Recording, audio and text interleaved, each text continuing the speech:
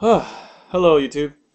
So, I haven't made a vlog in a long while, only because I had college to deal with, but since I'm on winter break, I feel like I should talk about a lot of the stuff that I watched the in between the last vlog I made, which was, I think, what was the last thing I talked about? It doesn't matter. But anyways, so if you clicked on the title, obviously I'm going to talk about the first half of The Walking Dead Season 5, or as I'd like to call it, the season of one night. Because like it was 8 episodes, but a lot of them, most of the episodes took place over the course of one night, which was actually pretty interesting. Like it wasn't, to the extent of like, How I Met Your Mother, their final season was took place over like one weekend.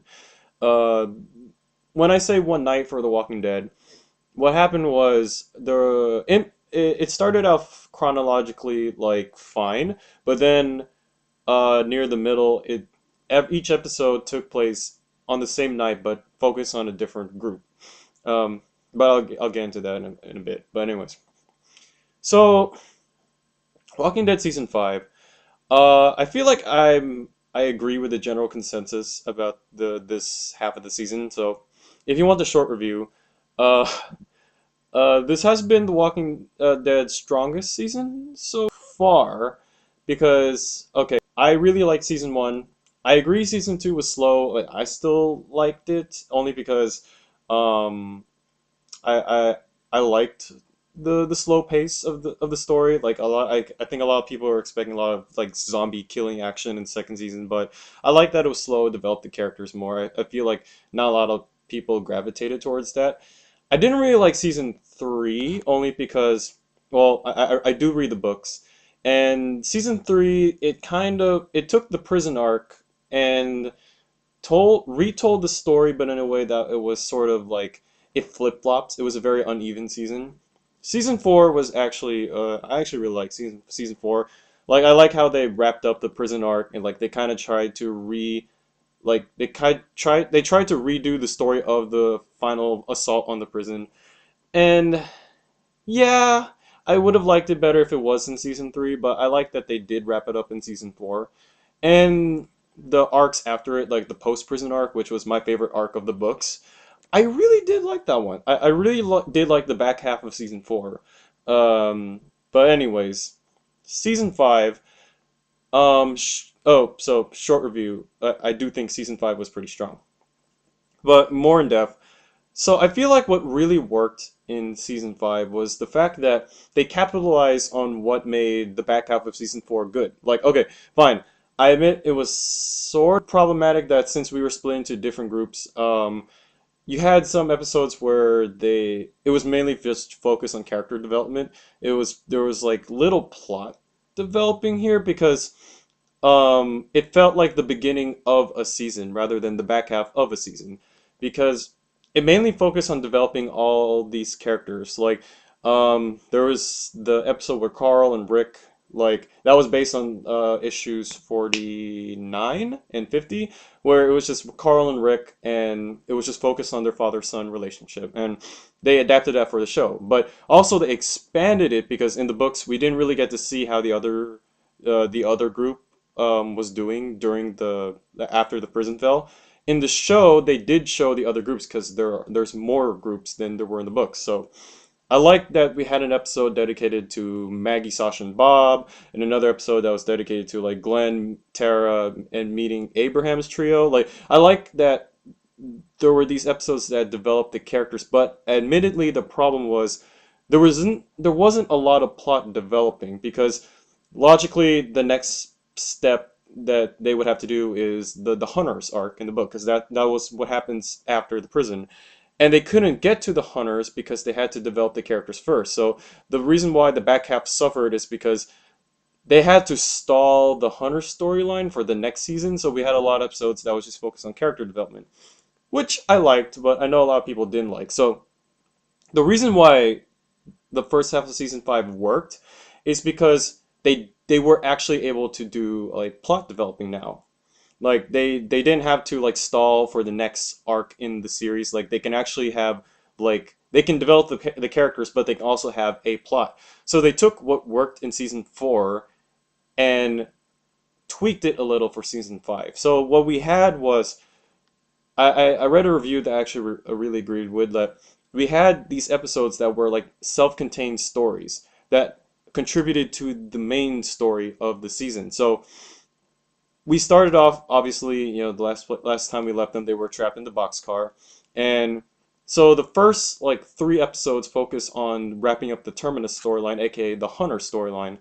But then the next few episodes they focus on different groups, but they were self-contained stories, like that each of them like developing to the plot. Like we had an episode dedicated to Beth, which was focused on developing her character, but also pushing the story of the hospital. Then we had the Abraham's group arc episode where it was focused on developing Abraham's character, but also developing the whole Washington D.C. Eugene is a fake scientist story arc. And then we had Daryl and Carol's episode, which was there to develop Carol's character, but also to push the story of the hospital even further. So what made these episodes work uh, that was better than like season 4 is there was actual plot development in addition to character development. So they found a way to balance the two, which is why season 5 has been pretty damn strong. And I guess some other strengths I can mention. I really like what they did with Carol this season. Like honestly, I've been a so-so fan of Carol. Like honestly, because from the books, Carol was not one of my favorite characters, but I like that they took this character and reworked her in a way that she's totally different, but the end result was she ended up being a very likable character. Also, a lot of the other characters I ended up gravitating towards too. Even though a character like Bob didn't last that long, I like what they were able to do with the character. Like even though I feel like a lot of people knew he wasn't there going to be there for the long run, but I like what they were able to do with him with the time they had. And also, some other characters. I feel like every character this season has been on point. Like I feel like Scott Gimple as a showrunner has greatly improved upon like the last guy. What was his face? Glenn Mazara or whatever. Um, so lots of good character development. Lot like, especially for characters like Carol. Rick has actually become a lot more likable. Uh, Other characters too. Feel like some characters suffered, which I'll get to in the negatives of the season. Which I'll get to. Actually, I'll do that right now. Hang on. Sorry. My mouth's kind of dry.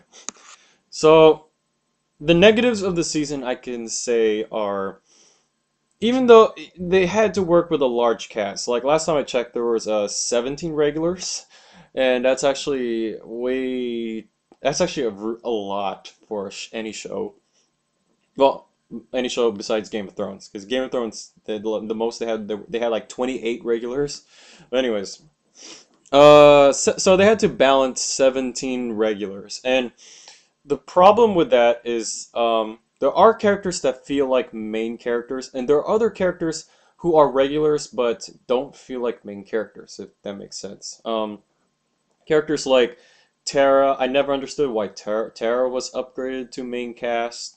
Um, Uh, I understand why the Abraham's trio were upgraded to main cast, but how they were treated on the TV, I don't see them. I don't really think they did enough with them to show that they're main characters yet. Like what I mean by this is there you can tell there's a definite difference between like who is a main cast member and who is a recurring cast member. Abraham does feel like he's like there on the main cast, but I don't think we've seen enough of. They did enough with Rosita enough to show that she's main cast. She's a main caster, and I guess not enough with Eugene too, even though he had that revelation. Like it's just I feel like it was just the problem with like how large the cast was. Like since their cast was so large, obviously some people had to be pushed to the side. Like they weren't really given a lot to do, but that probably will change now because oh god, by the end of the season there was like what 3 main character deaths. Oh god, since I almost forgot to mention this. Since we're on the topic, Gareth. He was upgraded to main cast at the end of season 4 and only lasted 3 episodes. I don't. I mean, I guess because in the Fear the Hunters arc, his comic book equivalent, like he only lasted like 4 issues. So, but at the same time, only 3 episodes. Like I know that they were trying to do the Terminus storyline in like 3 episodes because they had other story arcs to do, but I feel like there's a lot of wasted potential with this character. Like he could easily become like the a season 5 first half villain.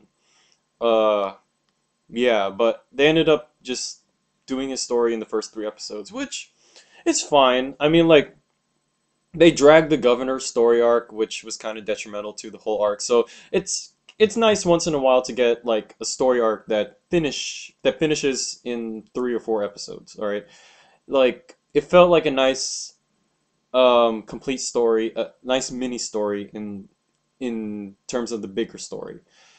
Um, but I guess some other complaints I have, besides the lack of like development for some characters, I feel like I have to address this just because everyone has addressed this. The handling of Beth. That's hmm. Okay, I'll straight up admit, I didn't really like Beth seasons 2 or 3, only because season 2, she was there and just there in the background. Like sometimes I forgot that Beth even was even on the show. Like I remember T Dog and Patricia were on the show. I kept forgetting Beth was. I just kept remembering that Herschel had a daughter. I just kept forgetting that he had 2 daughters. I don't know how that happened. Season 3, she had more of a presence on the show, but still not enough to prove that I've proved that she was gonna last there for a while. In fact, I made predictions when season 3 came out that if they were gonna introduce Thomas Richards, the prisoner, they were gonna do the Rachel and Susie arc from the books and have Beth killed early on. So, to my surprise, she survived. So that around season 4, I kind of predicted that since they didn't kill Beth off, they were gonna do something with this character, and they did. Like she was given like 2 episodes that just to her. There were like season 4, there was the episode Still, which she shared with Daryl, but it was like the one of the first episodes that focused solely on her, and then there was Slab Town, which was solely on her. Like there was like other characters, but like she was the only main character in that episode.